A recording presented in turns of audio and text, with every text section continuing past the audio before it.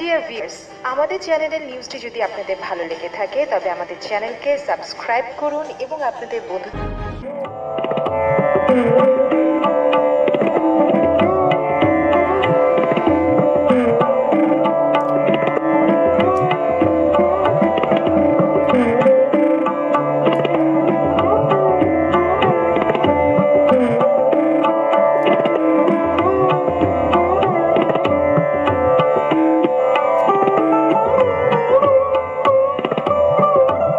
দেশ এবং দেশের বাইরে দূর দূরান্তে যারা আছেন সবাইকে শুভেচ্ছা জানিয়ে শুরু করছি আজকের এপিসোড।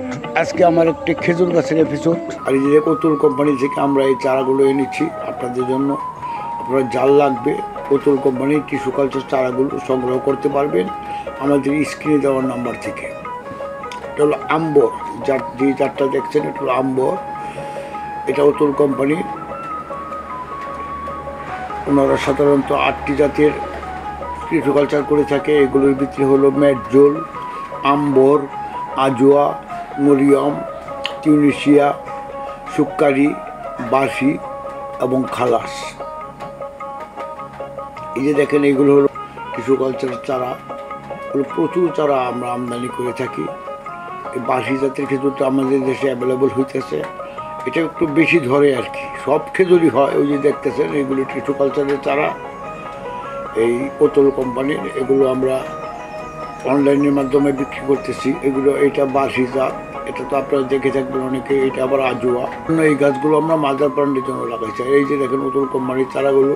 এটা অতুল কোম্পানির গ্রিন হাউস থেকে এই ভিডিও চিত্রটা ধারণ করা হয়েছে। ওখানে আমরা গেছি, আমরা ওনাদের সাথে কথা বলছি।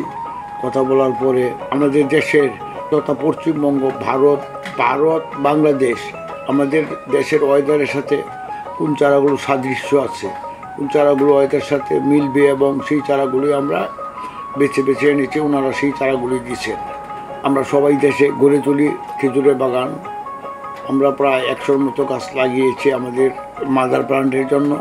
টিস্যু কালচার করে উন্নত ব্যবস্থা, ফলন হয় খুব তাড়াতাড়ি এবং ফলন হয় বেশি। আর ধানের বেলায় যেরকম ফলন হয় বেশি, ঠিক তদ্রুপ টিস্যু কালচার খেজুর গাছেও ফলন হয় বেশি। দেখতেছেন আপনারা টিস্যু কালচার করতেছে টিস্যু কালচার ল্যাব। এটা সৌদি আরবে, এটা আলরাজি কোম্পানি, তারা তৈরি করে এই চারাগুলো। তারপরে এগুলো ভারতের অতুল কোম্পানি ছোটো ছোটো টিস্যুগুলো টেস্ট করে কিনে নিয়ে আসে।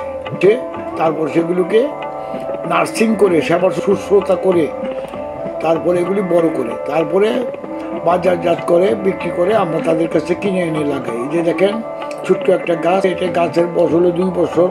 এই গাছে ফুল এসে গেছে ইনশাল্লাহ। এই গাছগুলো আমি নিজে লাগিয়েছিলাম, 2 বছর আগে লাগাইছিলাম। 2 বছর হয় নাই, 1 বছর 10 মাস। এগুলো উন্নত ল্যাবে তৈরি করা হয়।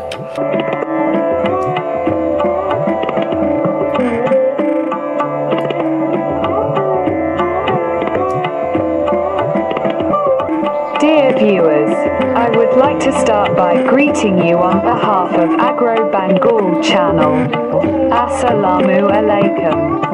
Date seedling production through tissue culture method is a modern seed production process which helps in the rapid propagation of high quality plants.